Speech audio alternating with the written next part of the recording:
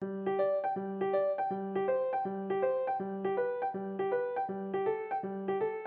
morning. Thank you. Good morning, kindergartners. Ooh, thank you so much thank you for the waves. Today is an important day because I am teaching you the very last tool. The very last tool in the toolbox.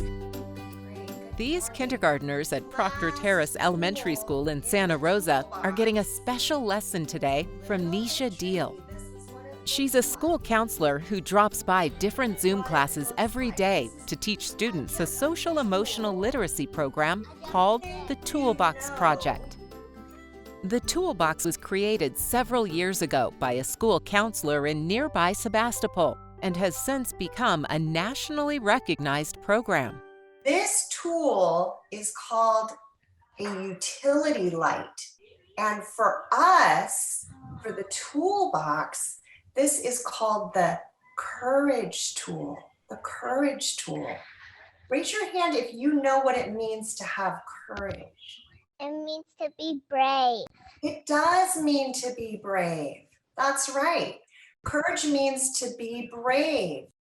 It's the practical metaphor. So you can imagine that we have 12 tools and they're all tools that are woodworking tools. So they're things that people would find in real life, even tools that you could bring and show students the actual tools. And what I love about the toolbox tools is they are easy to learn and they're always with the students and the grown-ups, and it's actually fun.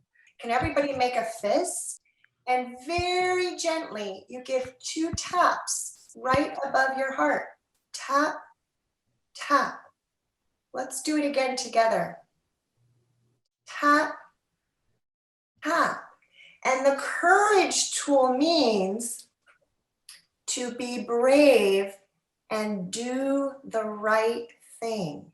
Each tool is linked to a social emotional guide, and we have hand signs that go with each tool. So an example would be the measuring tape tool. We pull our tape out and we put our tape back in. And as you're doing it, you're taking really deep breaths and it helps us to calm down. Happy birthday to Jimena because she had her birthday on Wednesday. Kindergarten teacher Tiffany Millay says the tools give the kids the power and confidence to solve a lot of the smaller problems that crop up in school. When a kid comes up to us and says, Molly called me a name, we can say, oh, what tool could you use with Molly? And then one of the most popular ones is the garbage can tool, where we throw it away and walk away, and it's not a big deal. Every incoming pre-K and kindergarten student is taught the tools, which are then reinforced as they get older. And it's just laminated copies of all 12 tools with the photo. Prior to the pandemic, teachers and staff would wear these lanyards around their necks for easy reference to the 12 tools. I will often hear the kindergarten teachers saying, thank you for telling me. What tool do you think you could use? And it's just that simple. And then the student goes back and thinks like, oh, I'm having big feelings. I can use the breathing tool.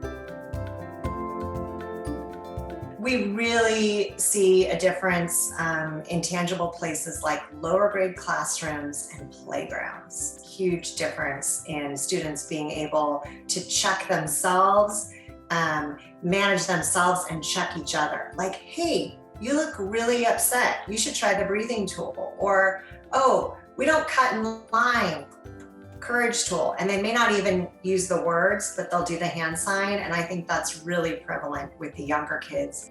I like that it's school-wide because then everybody's on the same page, everybody's understanding, and that means siblings that go to school too should know all these tools as well. And so if they're giving their brother or sister the garbage can, their brother and sister know what that tool is. Santa Rosa City Schools, we've had some layers of trauma. We've had the fires that impacted us, and it just so happened that the toolbox tools had, we've been learning those before the fires hit. And so when some tricky times happen for our students, they can use those tools at home, they can use them at schools. How do you show respect to others? MJ, how do you show respect to others? To be kind to them and to be nice to them. so they know that you respect them and you're kind and nice to people. And then they're kind to them, and that's respect, I think.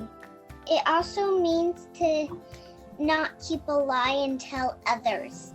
Ooh, thank you, Penny. Penny is reminding us that when you use the courage tool, you don't lie.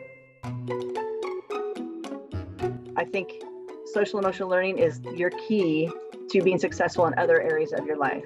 You know, it's where we're all going to have in-laws and bosses and neighbors and landlords, and we need to be able to get along with those people. We also need to get along with our peers at work and school. And if we are feeling good about ourselves and safe enough to take a risk to learn, and safe enough and regulated enough to be able to turn on the Zoom and feel good enough to, I can do this, and have that self-talk, I think that's really important, especially in these tricky times. 2 taps above your heart. Tap, tap, to be brave and do the right thing. You guys did a great job today. Thank you for all your good examples, and I had so much fun teaching you all the tools in the toolbox, all the tools to help us in our lives. I'll see you guys next week. Thanks for coming, Mrs. Deal. Bye.